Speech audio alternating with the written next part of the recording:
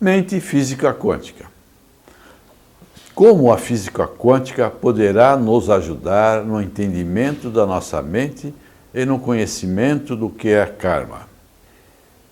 A física quântica admite que antes de nos tornarmos matéria, existe um estágio que são as ondas de possibilidades, um mundo quântico.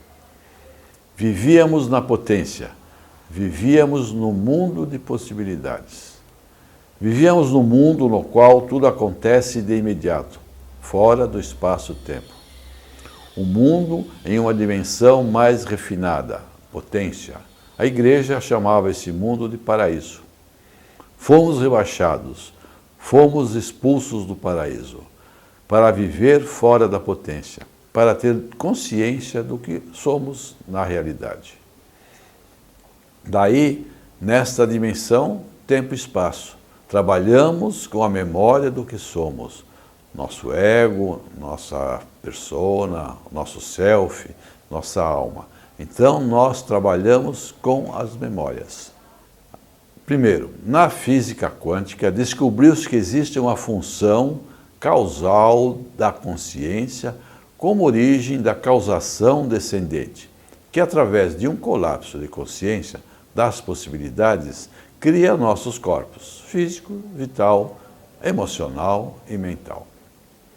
Em segundo lugar, segundo a física quântica, antes de qualquer coisa existir neste mundo, nesta dimensão, ela existe fora desta dimensão, como ondas de possibilidades. Antes de nascermos nesta dimensão, vivíamos na potência, mas estávamos no caos, totalmente inconsciente. Portanto, no mundo quântico existem as possibilidades. Pietro Baldi já falou nisso há muito tempo, que são as noures, são as correntes de pensamento, são as correntes de possibilidades. A consciência vai colapsar as possibilidades conforme nossas necessidades e intenções, para propiciar nossa vida nesta dimensão. Estas possibilidades, quando colapsadas, geram um movimento e, como resultado, ocorre a criação daquilo que foi colapsado. Por exemplo, um sofrimento, um final feliz, tudo é colapsado em função da consciência. Exemplificando, o experimento da fenda dupla é um exemplo clássico da física quântica que originou muitas controvérsias no mundo científico. Esse experimento nos mostra que um elétron é uma onda que existe no mundo quântico, que se transforma em matéria na presença de um observador, após um colapso de consciência. Resumo, quando um elétron é lançado em um anteparo com duas fendas, ele tem dois comportamentos. Primeiro, é registrado como se fosse bolinha de gude. Segundo, é registrado como se fosse uma onda. No primeiro caso, quando existe um observador. No segundo, quando não havia observador, ele age como uma onda. O experimento da fenda dupla nos mostra que a energia se transforma em matéria quando existe um observador. Antes disso, a energia era uma onda. Então, esse é o tal do colapso de onda. O colapso de onda que transforma a onda em matéria. Isso depende da consciência, depende de nós. Generalizando, eu vivo uma situação de medo. No primeiro momento, esse medo é uma onda de possibilidade.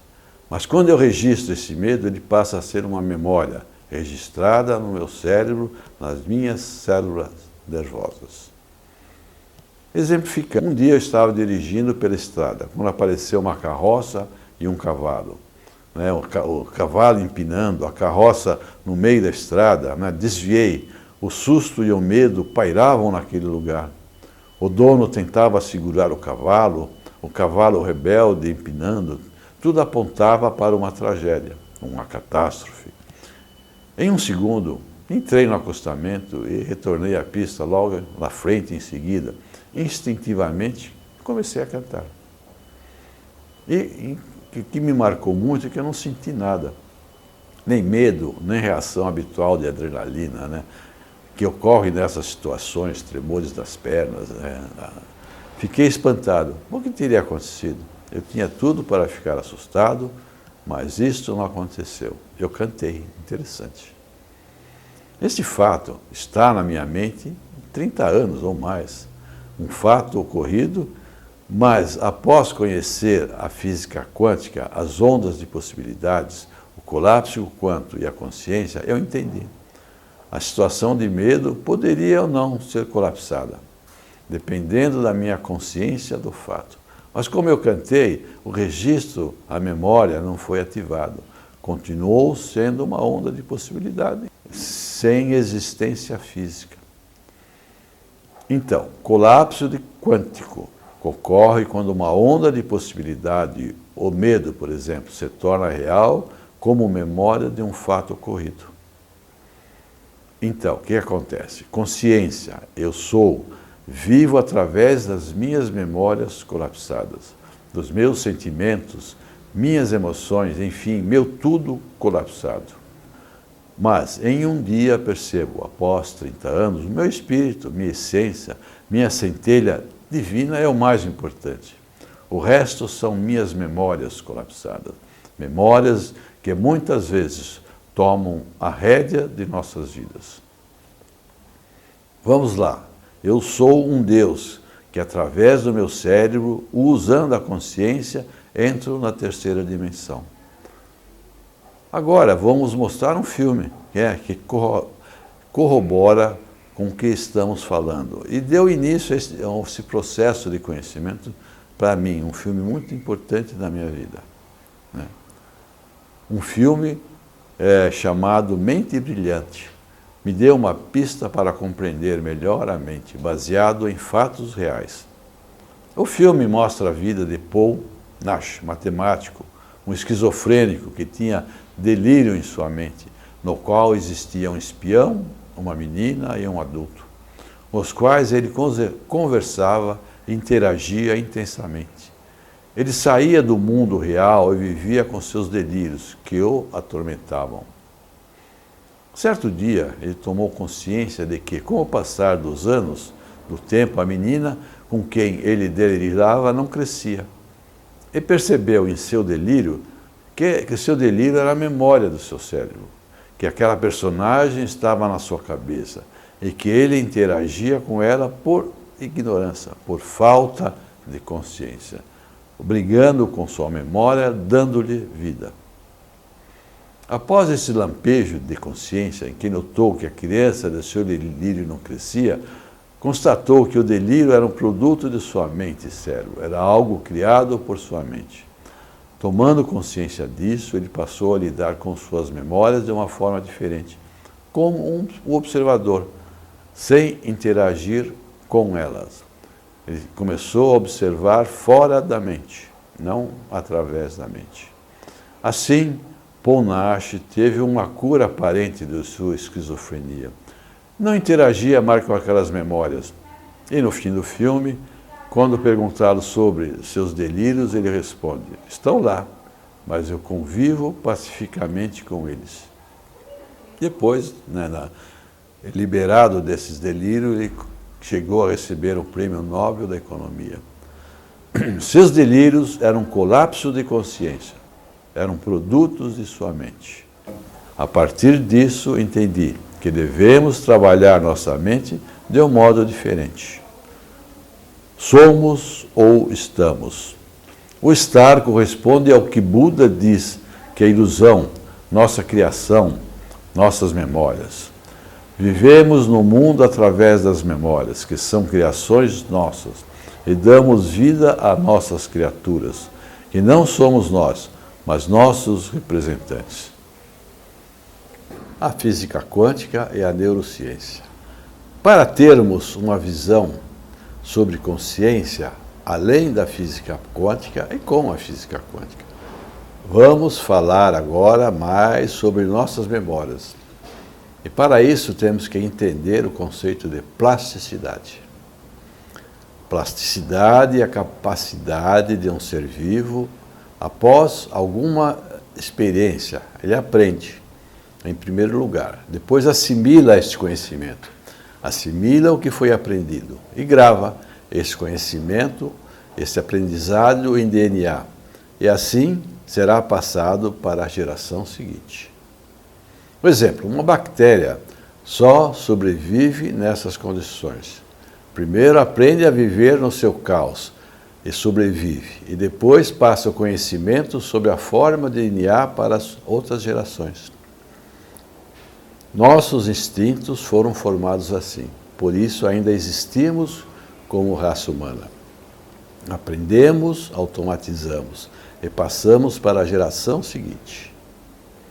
Então, plasticidade é a capacidade de gravar uma experiência em nosso DNA, deixar espaço para a evolução, ou seja, abrir espaço para aprendermos mais, transformando essa experiência com o decorrer dos séculos em instinto, que tem capacidade autônoma. Autonomia surge quando aprendemos e repetimos muito algum conhecimento. E esse colapso se torna existente, autônomo e, às vezes, inconsciente também. Vamos lá, vamos falar um pouquinho sobre instinto, né? E a gente vai ver que instinto e plasticidade são mais ou menos parecidos, só que em outras áreas do cérebro. Instintos são as predisposições inatas para a realização de determinada sequência de ação, são os comportamentos caracterizadas, sobretudo, por uma realização estereotipada, padronizada, pré-definida. Devido a essas características, supõe-se uma base genética para os instintos, ideia já defendida por Darwin. O instinto em si é desencadeado através de um estímulo-chave e, uma vez desencadeado, desenvolve automaticamente, não podendo ser modificado por influências externas. É muito importante essa capacidade plástica que permite a evolução dos seres vivos, pois aquilo que aprendemos se torna uma memória autônoma, permitindo que tenhamos outras experiências, outros aprendizados. Se o fato fica registrado com emoção, é uma memória mal resolvida e que, a qualquer momento, torna-se consciente. Eu vou viver aquele fato novamente, eu vou resolvendo, tirando um pouco dessa emoção a cada memória que volta. Porém, se essa memória ainda persistir, ela se torna autônoma e começa a mandar em mim. Como eu disse, sou homeopata, lido com muitas crianças rebeldes no consultório. Observei que, com o uso de determinado medicamento, o paciente volta a ser a criança que foi antes, menos rebelde. Como se explica isso? Essa criança, quando foi traumatizada em algum momento de sua vida, criou uma personagem, um ego de rebeldia, por um colapso de possibilidades. Tornou-se rebelde, revoltada, insegura e se transformou em uma criança licopódio, que a gente chama de licopódio, um modo de estar. E com o medicamento ela volta a ser como era. Ser versus estar. Quando, por inconsciência, a criatura manda no Criador, podemos adoecer. Este conflito sobrecarrega nosso corpo, os nossos órgãos e afeta a circulação de energia. O ponto fundamental de nossa compreensão para podermos usar este conhecimento com sabedoria é perceber que a criatura se torna representante do Criador. Nós estamos sendo comandados por nossas memórias, nossos condicionamentos. Dalai Lama, há poucos dias, falou que a humanidade, ela sofre uma lavagem cerebral constante. Lavagem cerebral em massa que existe no mundo. É a criatura mandando no Criador, mas a criatura que foi criada por outros, por interesses. Precisamos assumir o Criador em nós, ou estaremos na mão do mundo. Outro dia, assistindo a transmissão do início de uma luta pela TV, reparei que, ao entrar, o campeão foi reverenciado como um deus pelo público, num delírio coletivo. Era um elemento rude, musculoso, sendo tratado como um deus. Assim é que estamos jogando o nosso poder na mão dos outros. Perdemos o nosso poder para o lutador. Perdemos o nosso valor para a pátria. Perdemos o nosso valor para a igreja. É a criatura mandando no Criador.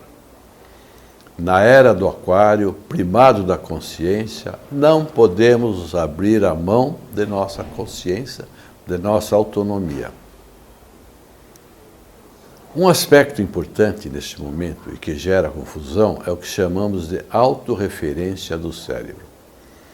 O sistema de autorreferência do cérebro é que nos faz confundir ego com espírito, pois o colapso pela plasticidade e autonomia assume o controle de nossa vida, por desleixo de nossa vontade, ou seja, pela nossa inconsciência.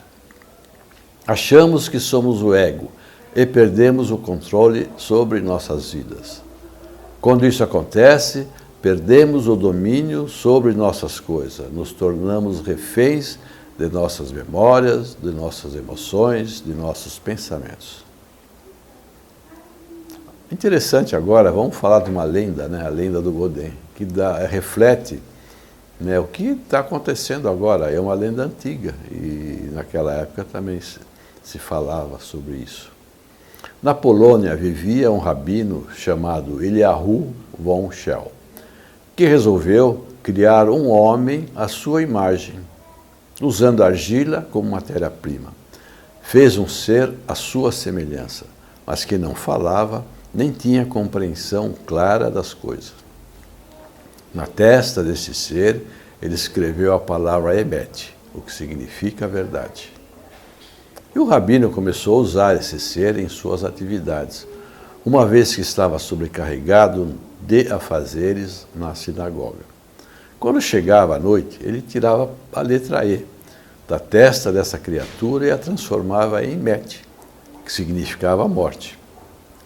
O tempo foi passando, após um período na labuta diária, por comodidade, ele acabou cometendo um grave erro, que também nós cometemos frequentemente.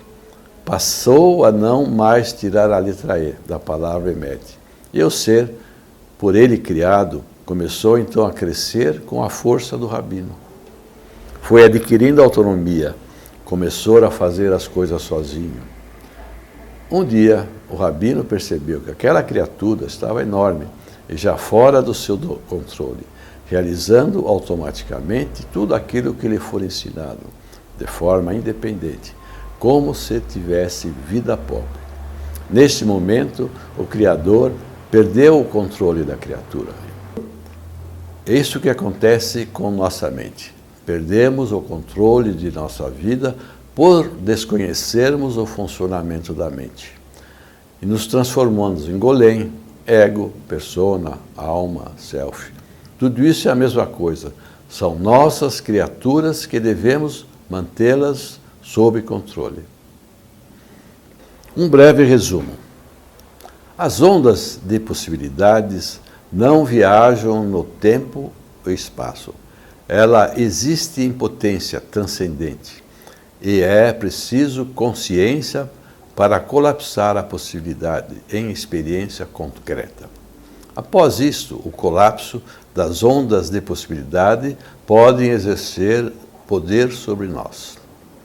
O aspecto colapso foi exercido pela consciência, é o assunto polêmico, né? O físico indiano Amit Goswami trabalha nesta linha.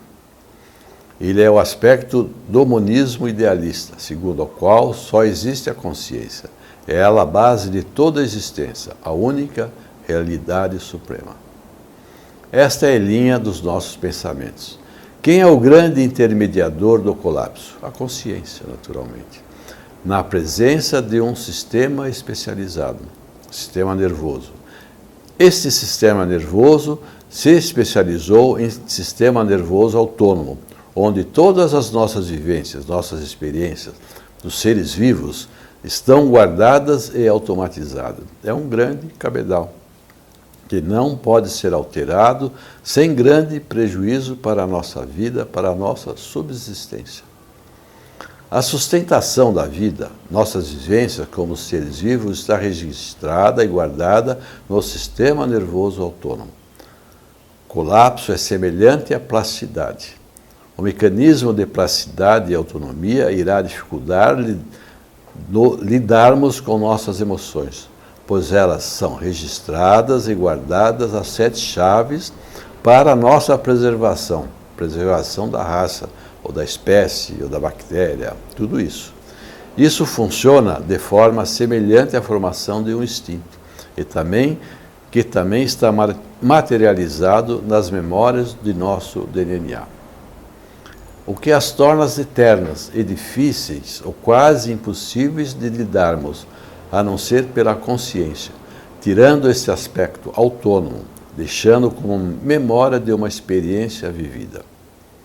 Então, plasticidade, autonomia, colapso, matérias, memórias em DNA, que estão relacionados com o funcionamento de nossa mente.